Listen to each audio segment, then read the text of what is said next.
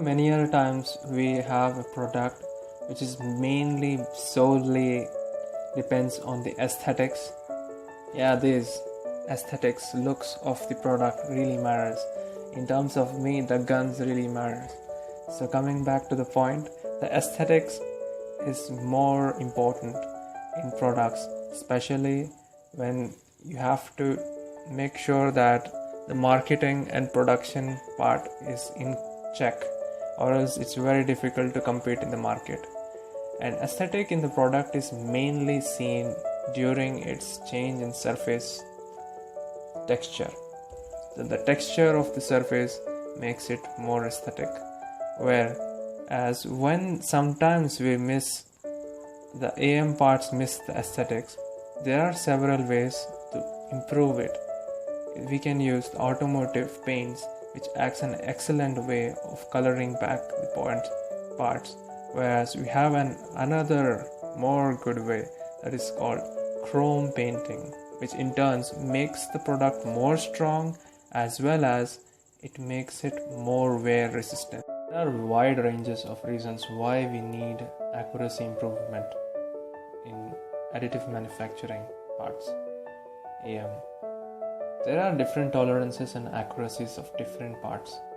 So if you need a high accurate product, you need to have the speed very low as well as the part should be very small. At that time you can achieve high accuracy. Whereas in larger parts, the machines cannot achieve high accuracy at high speed. It's impossible. So for example, you can see the DED powder process is an excellent example for a high accurate, which is under several microns accuracy, whereas other machines are under several millimeters. Surface texture improvement. You can see this bottle and in this bottle. What's the difference? It's surface texture. It has been improved in this case. So we need to know that in additive manufacturing, that is AM, all the features are being common unless we need to be modified for its performance and aesthetics. So these two factors are very important in terms of manufacturing, and we need to consider a powder adhesion process, which is mainly being done in binder process, BBF and TED powder process.